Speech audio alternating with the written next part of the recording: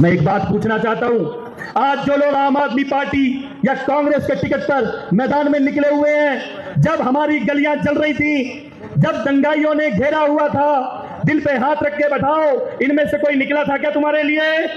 कोई आया था क्या बचाने के लिए? कोई आया था क्या सड़कें खुलवाने के लिए? कोई आया था क्या? कौन आया था तुम्हारे लिए? कौन आया था? कौन निकला था? मोदी जी ने एक चिट्ठी लिखी है आप सभी के नाम। अगले 1-2 दिनों में वो चिट्ठी आपके घर तक पहुंच जाएगी।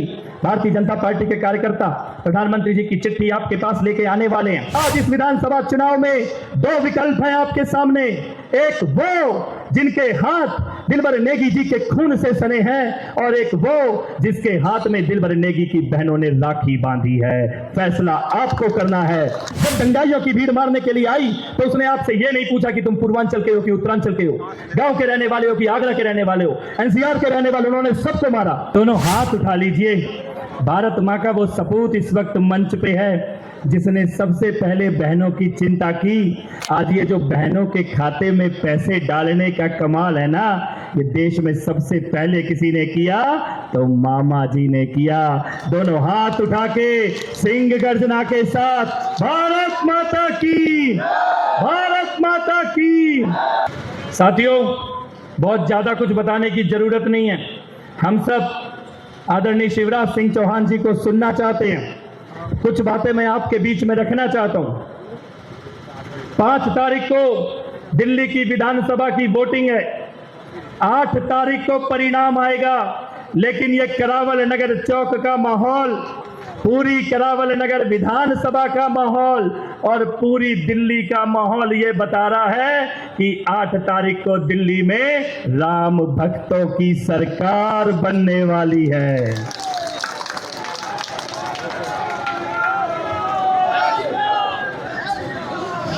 और इसके लिए कुछ ज्यादा देखने सुनने की आवश्यकता नहीं है। रोज टीवी पे एक ओपिनियन पोल आ रहा है, रोज एक सर्वे आ रहा है टीवी पे। अभी घर जाओगे, टीवी चलाओगे, वो सर्वे सामने दिखाई देगा। अरविंद केजरीवाल का लटका हुआ चेहरा। बताओ इस बार चेहरा लटका हुआ है कि नहीं लटका हुआ? हवाइयां उड़ रही है कि नहीं उड़ रही? ऐसा लग रहा है कि अब रोया कि तब रोया। इसीलिए दिल्ली की जनता कह रही है कि 8 तारीख को आपदा जाएगी और भाजपा, आपदा, भाजपा, आपदा, भाजपा, ये दिल्ली की जनता कह रही है। और कहना चाहिए भी, जिस प्रकार से इन्होंने कोरोना के काल में दारू के ठेके खोले, शीश महल का निर्माण किया, माननीय शिवराज सिंह चौहान जी इसके बारे में विस्तार से बताएंगे। इनका जाना इस बार सुनिश्चित है। मोदी जी ने एक चिट्ठी लिखी है आप सभी के नाम। अगले 1-2 दिनों में वो चिट्ठी आपके घर तक पहुंच जाएगी। भारतीय जनता पार्टी के कार्यकर्ता प्रधानमंत्री जी की चिट्ठी आपके पास लेके आने वाले हैं। उससे पहले मैं 1-2 बातें आपको बताना चाहता हूं। आदरणीय शिवराज सिंह जी, यहां पर एक बहुत बड़ा फ्रॉड, फर्जीवाड़ा बहनों के साथ किया गया। आम आदमी पार्टी के लोगों ने हमारी बहनों को, हमारी माताओं को अपने दफ्तर में बुलाया और उनसे एक फर्जी फॉर्म भरवाया। उस फॉर्म को भर के कहा गया कि 2100 रुपए मिलेगा। मिला किसी को एक भी पैसा? मिला किसी को एक भी पैसा? ऐसे ही फर्जी फॉर्म इन्होंने आज से 3.5 साल पहले पंजाब की बहनों से भरवाए थे। आज वो पंजाब की बहनें दिल्ली के मुख्यमंत्री के सामने धरने पर बैठी हैं। किसी को एक चवन्नी नहीं दी 3.5 साल बीतने के बाद। लेकिन उससे बड़ा फ्रॉड यहां पे किया गया। 3 बहनें मेरे पास आई थी, उन्होंने मुझे अपना दर्द बताया। उस बहन को आम आदमी पार्टी के लोगों ने अपने दफ्तर में बुलाया, उससे फॉर्म भरवाया और फॉर्म भरने के बाद उससे कहा कि बहन तेरे मोबाइल में ओटीपी आया होगा, ओटीपी बता दे। उस भोली बहन ने अपना ओटीपी बताया। उससे कहा कि अब तुम घर जाओ, तुम्हारे खाते में पैसा आ जाएगा। वो बहन खुशी खुशी अपने घर चली गई। अभी वो घर पहुंची भी नहीं थी कि उसके मोबाइल पे SMS आ गया बैंक से। उसे बड़ी खुशी हुई कि पैसा आया होगा। उसने जब मैसेज खोला, उसके पैरों के नीचे से जमीन खिसक गई। 36,000 रुपया उसके खाते से उड़ा लिया गया। बताओ ये पाप है कि नहीं है? पाप है कि नहीं है? एक तरफ ये चोर जो बहनों के पैसे चुराते हैं और दूसरी तरफ हमारा मामा जी का मॉडल। मध्य प्रदेश में आज 1,30,00,000 बहनों के खाते में हर महीने पैसा डाला जा रहा है। महाराष्ट्र में भाजपा की सरकार है, 2,40,00,000 बहनों के खाते में हर महीने पैसा डाला जा रहा है। छत्तीसगढ़ में भाजपा की सरकार है, 70 लाख बहनों के खाते में हर महीने पैसा डाला जा रहा है। और मोदी जी की गारंटी है, ध्यान से सुनना, दिल्ली में बीजेपी की सरकार आने पर हर महिला के खाते में 2,500 रुपया हर महीने डाला जाएगा। कितना डाला जाएगा? कितना डाला जाएगा? यानी बहनों के लिए बड़ा सिंपल चुनाव है, कमल का बटन दबाओ और 2,500 रुपए महीना। कमल का बटन दबाओ, 2,500 रुपए महीना। कमल का बटन दबाओ, 2,500 रुपए महीना। और इसके साथ साथ आज गैस का सिलेंडर कितने का है? कितने का है? 800 रुपए का गैस का सिलेंडर आता है। दिल्ली में बीजेपी की सरकार बनने के बाद 500 रुपए का गैस का सिलेंडर मिलेगा, 500 रुपए का। और उसके साथ साथ होली पर और दिवाली पर एक सिलेंडर मुफ्त दिया जाएगा हर परिवार को। गर्भवती महिलाओं के लिए 21,000 रुपए की सहायता राशि, जो पेंशन अरविंद केजरीवाल की सरकार ने बंद कर दी, जो राशन कार्ड उन्होंने बंद कर दिए, 3,000 रुपए की पेंशन दिव्यांगों के लिए, विधवा बहनों के लिए, 60 साल से ऊपर के बुजुर्गों के लिए 2,500 रुपए की पेंशन और 70 साल से ऊपर के बुजुर्गों के लिए 3,000 रुपए की पेंशन। ये मोदी की गारंटी है। मां यमुना को साफ करने का प्लान, घर घर में साफ पानी पहुंचाने का प्लान, और इस सबके साथ साथ पानी फ्री, बिजली फ्री और डीटीसी में बहनों का सफर फ्री। यह योजना लागू तो थी, पर इसमें बेईमानी होती थी, लोगों के महंगे महंगे बिजली के बिल आते थे। मोदी की गारंटी है, पानी फ्री, बिजली फ्री, डीटीसी में बहनों का सफर फ्री। ये तीनों योजनाएं ईमानदारी से लागू की जाएंगी और चलती रहेंगी। ये मोदी की गारंटी है दिल्ली वालों के लिए।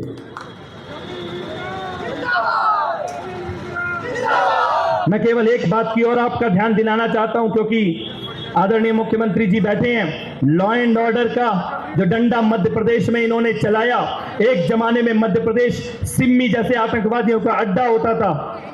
सिम्मी के आतंकवादी वहां पर अपने अड्डे बना के घूमते थे, लेकिन मामा जी का डंडा ऐसा चला कि पूरे मध्य प्रदेश में केवल जय जय श्री राम गूंजता है। किसी की औकात नहीं है कि आंख उठा के देख सके घरों की तरफ। यहां जहां आज हम बैठे हैं, आदरणीय शिवराज सिंह चौहान जी, इसी जगह पर, इसी चौक पर, इस पूरे सड़क पर जिससे आपकी गाड़ी चलती हुई आई है, आज से 5 साल पहले हमने दंगों का तांडव देखा है। 2020 में 10 फरवरी को विधानसभा के चुनाव का परिणाम आया था। 13-14 फरवरी को सरकार बनी थी और 22 फरवरी को आम आदमी पार्टी की सरकार बनने के 8 दिन के अंदर 22 फरवरी को हमारी बस्तियों को जलाने के लिए यहां पे भीड़ घुस के आ गई थी। आई थी कि नहीं आई थी? आई थी कि नहीं आई थी? हमारी दुकानों को जलाया गया, हमारे घरों को जलाया गया। हमने आईबी ऑफिसर अंकित शर्मा को खो दिया, हमने उत्तराखंड के बेटे दिलबर नेगी को खो दिया, हमने दिनेश खटीक भाई जी को खोल दिया, हमने कांस्टेबल रतन लाल जी को खो दिया। भीड़ की भीड़ गलियों में घुस रही थी, मारने की कोशिश कर रही थी। बचाने के लिए हम खुद अपने अपने गलियों की पहरेदारी करने के लिए निकले थे। अंकित शर्मा जी को ताहिर हुसैन के घर में 412 चाकुओं से गोदा गया और उनके शव को कहां फेंका गया? खजूरी के नाले में उनकी बॉडी को फेंक दिया गया। 2 दिन के बाद उनका शव खजूरी के नाले से निकाला गया। उत्तराखंड का बेटा दिलबर नेगी, 22 साल का सुकुमार बच्चा छत पे सो रहा था। दंगाइयों की भीड़ ने उसको घेर लिया। पहले उसका धर्म चेक किया गया और धर्म चेक करने के बाद उसके पैर काटे, फिर उसके हाथ काटे। उसके बाद भी उसमें प्राण बचे थे, मरा नहीं था। जीवित ही उसको तंदूर में फेंक दिया गया, जिंदा जला दिया गया दिलबर नेगी जी को। मैं एक बात पूछना चाहता हूं, आज जो लोग आम आदमी पार्टी या कांग्रेस के टिकट पर मैदान में निकले हुए हैं, जब हमारी गलियां जल रही थी, जब दंगाइयों ने घेरा हुआ था, दिल पे हाथ रख के बताओ, इनमें से कोई निकला था क्या तुम्हारे लिए? कोई आया था क्या बचाने के लिए? कोई आया था क्या सड़कें खुलवाने के लिए? कोई आया था क्या? कौन आया था तुम्हारे लिए? कौन आया था? कौन निकला था? दोस्ती की परीक्षा संकट की घड़ी में होती है। मैं उस वक्त विधायक नहीं था, पार्टी में भी किसी दायित्व पे नहीं था, लेकिन मुझे एक बात मालूम थी कि अगर मेरे भाई का घर जलेगा और मैं चुप बैठूंगा तो कल मेरा घर भी जलेगा और कोई बोलने वाला नहीं मिलेगा। मैं इस बात को जानता था, इसीलिए मैं यहां से 400 किलोमीटर दूर उत्तराखंड की पहाड़ियों में दिलबर नेगी जी के परिवार से मिलने के लिए गया। दिलबर नेगी की बहनों ने मेरे हाथ में राखी बांधी है। मैं ये कहना चाहता हूं यहां करावल नगर चौक से, करावल नगर की सम्मानित जनता जनार्दन से, आज इस विधानसभा चुनाव में दो विकल्प हैं आपके सामने। एक वो जिनके हाथ दिलबर नेगी जी के खून से सने हैं, और एक वो जिसके हाथ में दिलबर नेगी की बहनों ने राखी बांधी है। फैसला आपको करना है कि आप किसके साथ खड़े हैं। यह चुनाव किसी जाति का चुनाव नहीं है, यह चुनाव कोई समाज का चुनाव नहीं है, क्षेत्रवाद का चुनाव नहीं है। जब दंगाइयों की भीड़ मारने के लिए आई तो उसने आपसे यह नहीं पूछा कि तुम पूर्वांचल के हो कि उत्तरांचल के हो, गांव के रहने वाले हो कि आगरा के रहने वाले हो, एनसीआर के रहने वाले। उन्होंने सबको मारा। उन्होंने अंकित शर्मा जी को भी मारा, तो उत्तराखंड के बेटे दिलबर नेगी को भी मारा। उन्होंने दिनेश खटीक भाई जी को भी मारा, तो कांस्टेबल रतन लाल जी को भी मारा। मैं आपसे कहना चाहता हूं, इस बार 5 तारीख को ऐसा जनादेश दो, एक होके मुट्ठी बांध के ऐसा वोट डालो कि आने वाले 100 साल तक किसी की औकात ना हो हमारी गलियों की तरफ आंख उठा के देखने की, किसी की हिम्मत ना हो। आम आदमी पार्टी ने जिसको टिकट दिया है, दंगे के दिन अंकित शर्मा जी की हत्या के बाद ताई हुसैन जब भागा तो किसके घर में जाके छुपा? किसके घर में जाके छुपा? किसके घर में जाके छुपा? इसीलिए आम आदमी पार्टी ने उनको टिकट दिया है, क्योंकि एक खास समाज के वोटों के लिए कांग्रेस और आम आदमी पार्टी में लड़ाई चल रही है। मैं आपसे पूछना चाहता हूं, ऐसी राजनीति होनी चाहिए क्या? होनी चाहिए क्या? होने देंगे क्या?